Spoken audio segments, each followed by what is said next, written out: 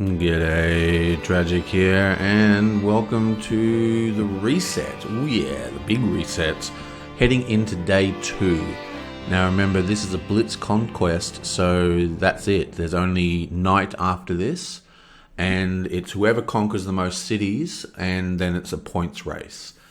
Now I'm going to try and get some player versus player combat in, just so we can see that in action.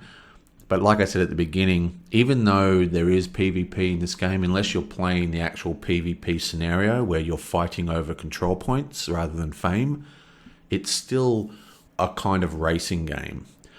But that being said, I think we're going pretty well. I mean, this is a complicated game and I've made some pretty full-on mistakes, but it's learning, and I'm going to take all this new knowledge that I've got from all the people helping me out.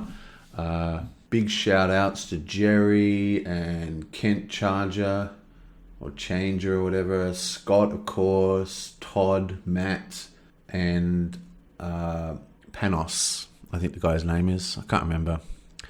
Anyway, a lot of people have been helping me out with the rules, because I kind of need it. So if you're watching these for, educational, to learn how to play, I would really recommend you watch Rick Royal's tutorials, because he actually plays correctly. But I'm getting there. And talking about getting there was actually a mistake in the last video. Basically, when you attack a player's fort, you actually receive half fame on the monsters, not full fame. And like I said, when I play this game with real people, we've got a mate of mine named Richard. He's a rules lawyer, and he runs the game. That's why a lot of the little intricacies I'm missing, because he's the guy who goes, oh wait, the resistance works like this, or this happens like that. Like, he kind of runs the game. And we have never played that rule. I'm absolutely certain we've never played that rule. So suck it, Richard, you get it wrong too. Wahaha. Anyway, so we're resetting the board. I'm going to leave Etherea's level up. She did miss 2 turns just recently, so we'll just get into it, basically. So, yeah. So the first thing we've got to look at is the gold deck is now out, okay? Which is awesome. So we've got a very potent offer because we've got 2 monasteries, and you go gold, silver, gold, silver, gold, silver. Now, what that means is people are going to be fighting over that, the first turn, because everyone's most players have positioned themselves where they can actually buy stuff. They're either on refugee camps or on forts, most of them. But the problem is, they have to have actually drawn their influence cards in the opening hands. Now, this means that the choices for the turn is going to be a little less about power and about advantage of the card, and more about actually positioning, going first and everything. Okay, so now we're looking at the influence track here, and we're going to pick these cards. Before we do, we need to organize the order in which we pick. And basically it's reverse fame order. So we have Norwes goes first, and then it's tied for Goldix and Tuvok at 15, which means that it goes on the previous round order. That breaks the tie. And then it's Etheria is the last to choose.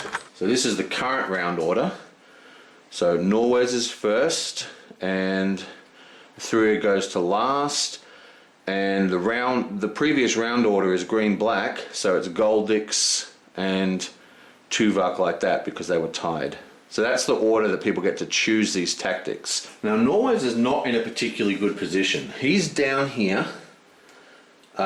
He's got quite a nice crystal supply, and he's nowhere near any cities, and everything around him is quite harsh, quite heavy. He really wants to buy units because he's got 3 spare unit slots. So his best chance is actually to make it to this location and kill whatever's there, and then, buy units. The problem is, his opening hand is fairly weak. He's got movement and movement. He's got a block, It's got a 4 attack, so not particularly great. And the other problem is that this is actually a wasteland, so it is 4 to enter. So it's quite a heavy trek to get to this spot. So I'm thinking the best choice for him is to start heading backwards and kill this area first and take over, you know, destroy what's ever in there if he can, and then move into the castle. But as I said, his hand isn't particularly strong, but he does have Mana Draw, which is a very strong card, and he does have Ice Block, which is a strong card, Ice Shield or whatever. So I think his choice, he's going to go with Planning, which is going to put him late in the turn order, but it's going to give him 2 extra cards, and he's just going to hope that the other players don't buy all the good stuff. Okay, so he's at number 4, and he gets 2 extra cards. Movement and a Threaten. Ugh, no use. Useless. You know, it helps if I actually pick the right card. He's supposed to have taken a Great Start, which is the one that gives him 2 extra cards. I can play, I swear, I know what I'm doing. Now it's Goldix's turn. Now Goldix has a massive amount of wounds in his deck. Now this is really bad for him because not only does it mean you're going to get dead draws, it means your good cards are more diluted amongst a larger deck. Like any deck building game, you want to get good cards in, but you want to keep your deck as thin as possible. Yeah, so I think his only choice is going to be Rethink. Okay? Discard up to 3 cards, including wounds from your hand, and draw that many cards again.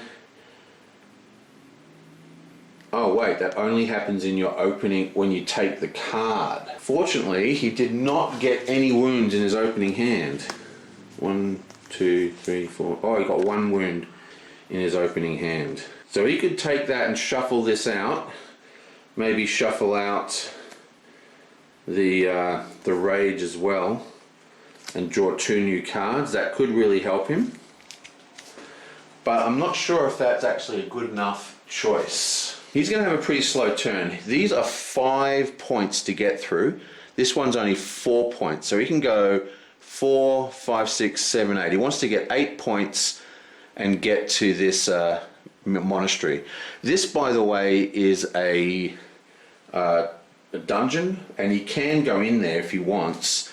But you can actually, it's like the monster holes. You can actually park, that's actually a safe spot. You don't have to enter the dungeon if you don't want to. So he doesn't have to walk through the desert, which is 5 to get through. I think he's going to take Planning, because he's going to have, it says here, at least 2 cards in your hand, draw your hand limit. Now, this is a confusing card. There are some arguments with people about whether the 2 cards left in your hand can count wounds. And I'm not particularly clear on that either. But I would say that we have a good chance of having more than 2 cards in our hand, because we, especially in the early stage where we're just going to be walking. So he's going to take 4.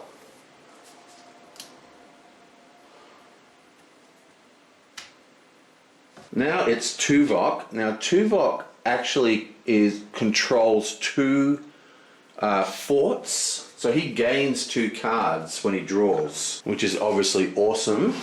So he gets another 2 cards. And out of all the people, he's the one who's got the most chance of doing a really powerful first turn. So he's going to be looking for a turn 1 purchase. Now, unfortunately, even with his extra cards, he's got really nothing. I mean, he's got Spellforge, great. He's got some movement, which is great. Ambush, fantastic card. But not a lot here, especially when you consider the source, which has 3 reds, a white and a gold, so that's horrible. So I think he's going to take Rethink. Bam. Now Rethink is the one that allows you to discard 3 cards and then shuffle them back into your deck and redraw. So out of his hand, he's going to reshuffle back in the 2 movements and the Rage. Actually, he might shuffle in, yeah, he's going to shuffle in the Ambush as well. Ambush is a great card, but he doesn't need anything in this opening hand. So these get discarded. I think this is the order. I think you actually do it in this order. Then he draws the 3 new cards. Concentration, Influence, Beautiful, and Swiftness. Okay, that really worked out. And now we shuffle these back in. So you're guaranteed not to get the cards that you shuffled out. Okay, that's much better. Now finally, Etheria, she also has a fort under her control. So she gains an extra card. Now she can snag first position again by playing the 1. And she can actually snag second position by just playing Mana Steel, which is actually an extremely good card. And then, but also, because timing is so tight, you know, the right moment could be the great card that gives her a whole extra turn out of turn order. Okay, so looking at her hand, she's got quite a number of good cards, and I think she's going to have she can have a very, very strong first turn. So I think she wants to go first. So she's going to take Early Bird again. Yeah, bam! So she has no special ability, but this is the new order.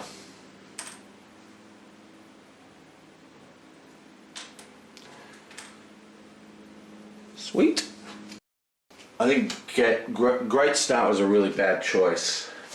I used Great Start to try and improve the hand to give him more options, but I think I remember now, it's better to use Great Start if you've actually got a good hand. It just makes it better. See, because I didn't draw anything great, so he's kind of, not a good choice. I remember now, it's better to use Great Start if you've actually got a good hand. It just makes it better. See, because I didn't draw anything great, so he's kind of, not a good choice. Okay, so that's the setup is completely done. The tactics are done, and I will see you guys for turn 54 or 2 or whatever the hell it is. I need a word, right?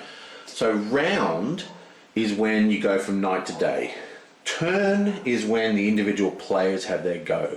What's another cool word we can use for all the players having their turns? So 1, 2, 3, 4. So we start here, we end up here. What do we call that?